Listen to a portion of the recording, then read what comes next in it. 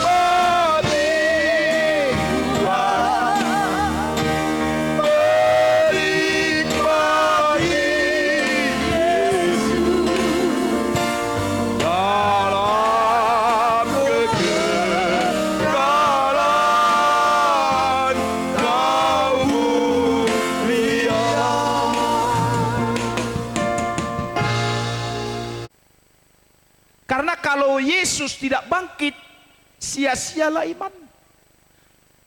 Jadi ketika kita mengerti tentang kebangkitan, kita akan tahu bahwa di dalam kebangkitan itu, di balik dari kuasa kebangkitan itu ada keselamatan.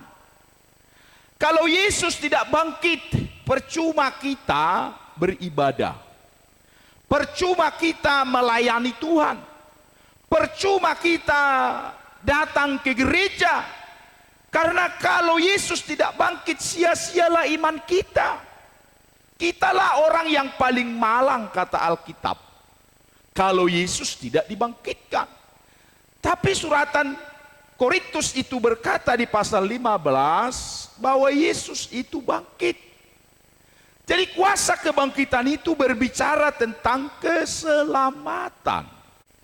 Rasul Paulus itu orang hebat, orang cerdas. Dididik oleh seorang guru besar yang hebat, Gamaliel. Dia orang yang cerdas, dia orang yang pintar, bukan sembarang ahli Taurat. Dia orang hebat. Tapi kehebatan yang dia peroleh sebelum mengenal Kristus, dia mengatakan dalam ayat ini, itu semua sampah. Kehebatan yang aku punya sebelumnya itu adalah sampah. Kalau dibanding dengan pengenalan dia akan Kristus. Tidak salah kita orang hebat, tapi kalau kita hebat di dalam Tuhan. Haleluya. Tidak salah kita orang jadi orang yang hebat kalau kita hebat di dalam Kristus. Itu yang dikatakan ayat ini tadi, bagaimana dia mengenal Yesus, mengenal Kristus, begitu dalam pengenalan dia. Pengenalan dia yang pertama itu berbicara tentang dia mengenal akan kuasa kebangkitan, yang berbicara tentang keselamatan. Jadi kita bersyukur juga bahwa semua kita sudah menerima kuasa kebangkitan, itulah disebut penyelamat, keselamatan. Bahwa kita sudah diselamatkan oleh Tuhan karena Kristus Yesus sudah mati mengalahkan maut, kuasa dosa, dan kita menjadi pemenang. Haleluya. Itu yang dialami oleh Rasul Paulus, sehingga dia menganggap semua yang lain itu sebelum mengenal Kristus itu adalah sampah. Dia merasa rugi. Dan ketika dia mengenal Kristus, menerima keselamatan, dia begitu beruntung di dalam Tuhan. Karena ingatlah, Alkitab berkata, di luar Yesus tidak ada keselamatan. Hanya di dalam Yesus. Saya selalu bilang di dalam hal ini kita harus radikal. Bahwa di luar Yesus tidak ada keselamatan. Amin. Gak ada keselamatan. Apapun kata orang mau mendebatkan itu, kita percaya Injil. Percaya firman. Bahwa di bawah kolong langit ini tidak ada nama yang memberi keselamatan, yang diberi keselamatan selain di dalam nama Dia, Yesus Kristus. Haleluya.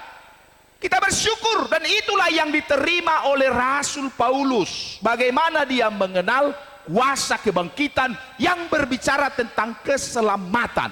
Jadi pengenalan akan Kristus itu bukan hanya berhenti sebagai orang yang sudah diselamatkan, tetapi kita mengerjakan keselamatan itu sekalipun kita harus mengalami penderitaan. Dan penderitaan itu identik dengan berbicara tentang memikul salib. Haleluya. Memikul salib. Kita sudah diselamatkan, kita terima kuasa kebangkitan, puji Tuhan, haleluya. Tapi tidak berhenti di situ, bahwa orang yang mengenal Kristus, yang menerima kuasa kebangkitan, keselamatan, dia harus siap menderita karena imannya. Menderita karena Kristus. Bukan menderita karena dosa, tapi menderita karena Kristus. Memikul salib setiap hari. Itulah penderitaan yang dimaksudkan. Bagaimana Paulus itu mengalami banyak sekali penderitaan karena imannya. Kalau kita bicara tentang kehidupan Rasul Paulus, kita belum ada apa-apanya. Penderitaan Rasul Paulus, kita belum ada apa-apanya. Tapi mari kita belajar bahwa orang yang sudah menerima kuasa kebangkitan, menerima keselamatan, dia juga harus siap memikul salib, menyangkal diri, persekutuan dalam penderitaannya. Makin dalam dia mengalami pengenalannya akan Tuhan. Jadi ikut Tuhan Yesus itu jangan hanya pikirkan yang enak-enak. yang mudah-mudah, yang manis-manis. Walaupun itu juga bagian dari hidup kita ketika mengenal Kristus, tapi kita juga harus siap menderita karena iman kepada Tuhan. Haleluya. Karena iman. Bagaimana kitab Kolose pasal 1 ayat 24 juga berkata, sekarang aku bersuka cita bahwa aku boleh menderita karena kamu. Ini pengakuan Paulus lagi. Dan menggenapkan dalam dagingku apa yang kurang pada penderitaan Kristus untuk tubuhnya, yaitu jemaat. Dia berkata di sini, sekarang aku bersuka cita. Dia bersuka cita walaupun dia dalam penderitaan. Ini secara logika akal sehat manusia aneh. Masa bersuka cita dalam penderitaan? Tapi itulah kehebatan di dalam Tuhan Yesus. Haleluya. Iman kita berbeda dari orang lain. Kita belajar dari Rasul Paulus tadi. Bagaimana dia yang ku kehendaki itu. Dia kehendaki pengenalan akan Kristus. Selain dari kuasa kebangkitan, penderitaan. Bahkan lebih dahsyat lagi. Kalau bahasa orang dunia bilang, lebih mengerikan lagi, bukan hanya penderitaan. Apa yang dikatakannya? Di ayat selanjutnya itu tadi, di ayat kata-kata selanjutnya, di ayat yang sama. Dikatakan bagaimana dia di sana juga mengenal Kristus. Menjadi serupa dengan dia dalam kematiannya. Itu bagian penggalan kalimat dari ayat tadi. Bahwa dikatakan di situ, saya ulangi kalimat ini yang terakhir. Bagaimana di ayat 10 dari suratan Filipi pasal 3 itu tadi. Selain daripada penderitaan, di mana aku menjadi serupa. Menjadi serupa. Menjadi serupa dengan dia. Menjadi serupa dengan Yesus. Serupa dengan Kristus dalam kematiannya. Oh, ini dahsyat sekali imannya Rasul Paulus ini. Amin. Dia mengenal Kristus itu sampai pengenalannya. Dia mengenal serupa dalam kematiannya. Luar biasa itu. Iman yang dahsyat. Ini pertarungan yang hebat. Pertarungan yang luar biasa dari seorang iman Kristen. Bagaimana dia rela menjadi serupa dengan kematian Kristus. Orang yang mengenal Tuhan sungguh-sungguh akan rela memberi nyawanya untuk Tuhan. Haleluya. Itulah yang mengerti iman yang sesungguhnya.